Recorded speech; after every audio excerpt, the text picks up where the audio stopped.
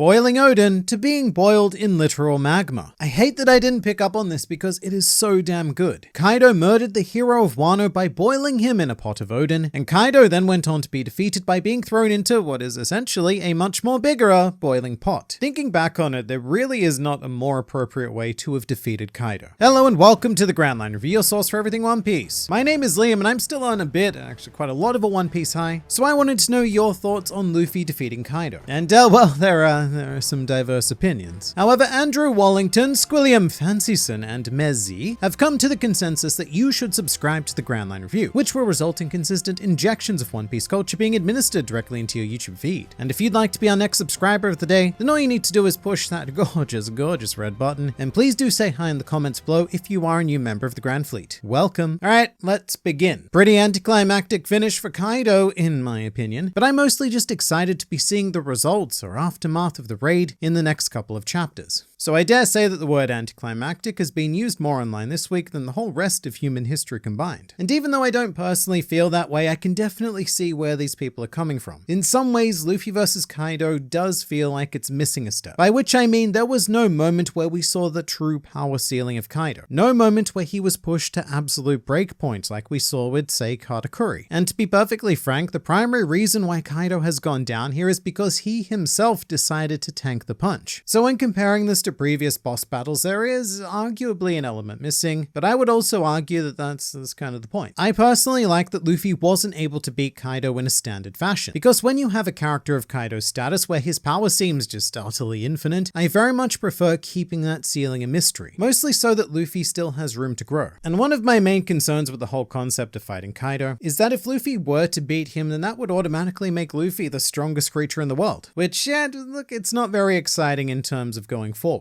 But here Luffy, as always, has won as a result of circumstance. It wasn't just a big punch, it was a culmination of everyone and everything that allowed him to be in this position, including Kaido himself actually, in fact especially Kaido. Once again, the sheer arrogance of an established world power has been the key to their own downfall, just like all of the flamingos and crocodiles that came before the fish. Anyway, I was curious about opinions here because I don't think I've ever seen such a loud call for anticlimactic sentiment. So I did the thing it is that I do, which is a poll. And after 110,000 votes, it seems like the overwhelming majority are satisfied with how things ended, although I will say that 17% in the no category is still massive, and the balance of like versus dislike in anything One Piece related usually sits more along the lines of 90% to 10%. Alright, so now let's hear out the other side, I guess. I really don't understand why people are calling it anticlimactic. Luffy punched a flaming dragon with a fist the size of a freaking mountain. How much more climactic can it be? It was pretty epic, in my opinion. And obviously, I agree with this. I really think perspective is important, and it's hard to judge a climax chapter just by reading it in isolation. You need the entire flow. For example, because I've anticipated this fight ending pretty much any week now, my ritual before reading new chapters has been to reread the last 3 to 4 chapters just prior to reading the new one. And I found that helps contextualize the experience a lot more. Because reading manga weekly is kind of like watching a 2-hour movie in 5-minute chunks every week. And I think the whole anticlimactic sentiment spawns because by the time you get to the climax of the film, it'll be over in 5 swift minutes, and you'll think to yourself,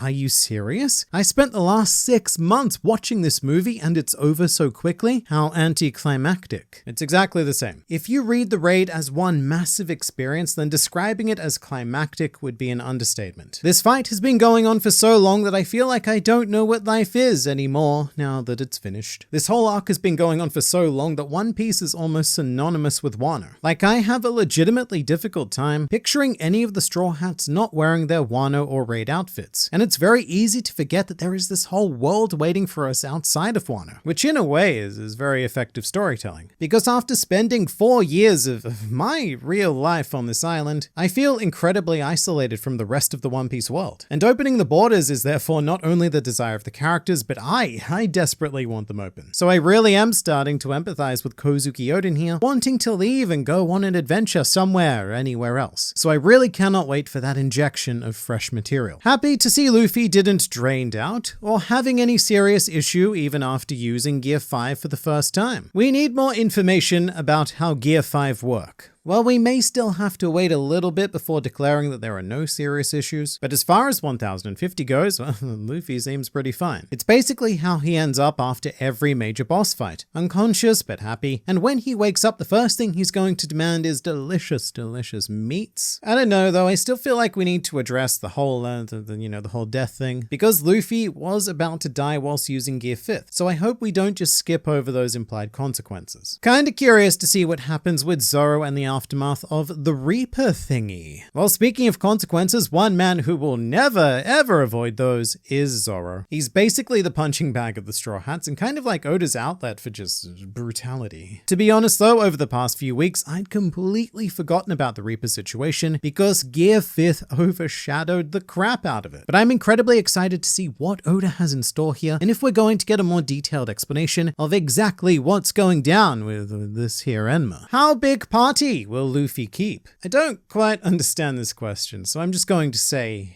very. Guys, do you heard that there might be chance that Luffy will use Gear 5 in Film Red? I'm so excited. Alright, this is important because there's a slight misconception going around here. There was an ad for Film Red which made its way onto Twitter featuring a Gear 5th panel, but it's actually two different ads. One for Film Red and one for the One Piece manga in general, just tied together with the Film Red color scheme. With that said, I wouldn't count out Gear 5th in Film Red just yet. The One Piece films do have a bit of an established habit of showing the latest manga power-up, and Oda very easily could have given the film staff information on Gear 5th long ago. It's a bit close though. Like the last time this happened was One Piece Stampede, which did feature Snake Man, but that film came out a year after Snake Man was revealed. So I don't know, Film Red, it may have just missed the boat on Gear 5th. That can't be the end of Kaido without at least some final regards from him. I think the battle is over, but the magma made things unclear.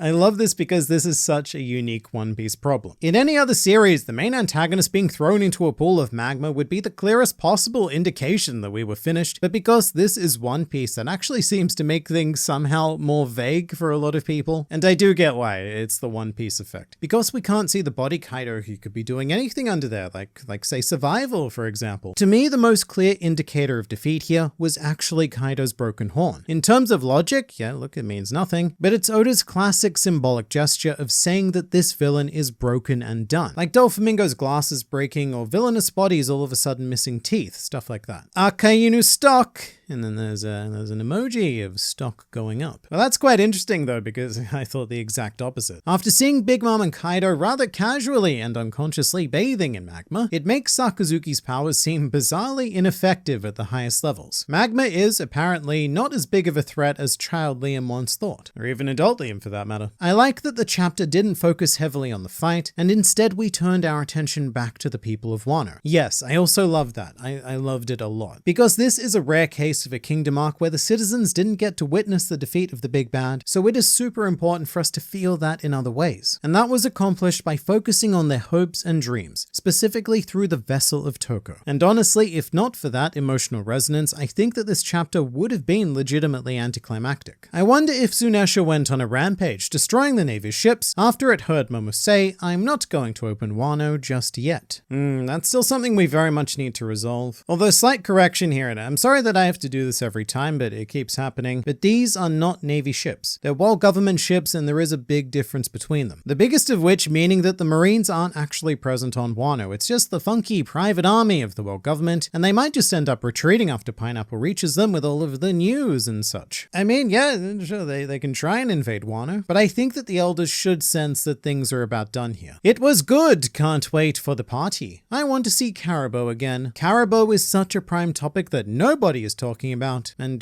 arguably rightfully so, because he kind of sucks. However, he does have unfinished business with Luffy, because back in Act 2, Luffy did promise to give Caribou a ride off Wano. So look, unless he gets palmed off to someone else, we may very well be seeing Caribou aboard the Thousand Sunny again, preferably in a barrel. Kiss Kaido! I'm good, thanks, but look, if that's your thing, then I will allow it. Oda should have ended the chapter with Momo's face reveal. So I saw a fair few people saying this, but I disagree. One of the really basic techniques that separates Oda from other mangaka is that he tends to end chapters with questions rather than answers. Even when it's a revelation like, say, the arrival of Zunesha, that is still a question because we're asking why Zunesha is there and if he's, say, the fruit user that the elders were referring to. And what happens is that question gets answered in the beginning or middle of another chapter, and then that chapter ends with a new question. So I do think it was a better idea to save Momo's reveal because that is an answer rather than a question. And now watch the next chapter end with Momo's face reveal and me just looking like a complete moron. It's very possible. In fact, the spoilers are probably out by the time this video comes out, so this video may have aged poorly before it even gets published. That would be a new record for me. Momonosuke is going to have a hard life. He is an 8-year-old in a 28-year-old's body. Yeah, it's actually kind of sad when you think about it. You have the body of an adult, so everyone treats you like one, even though you never actually got to grow up. And essentially losing 20 years of your life, well, I can't imagine that's appealing to anyone. That's kind of the curse of Momo's situation anyway, though. Due to being the Kozuki, whether he physically matures or not, he did not get the opportunity to grow up. It just had to happen. So it's a rough life, but hey, you know, real leaders need to make sacrifices, and Momonosuke is a real leader. Or at least he's becoming one. How did Hiyori appear on Onigashima?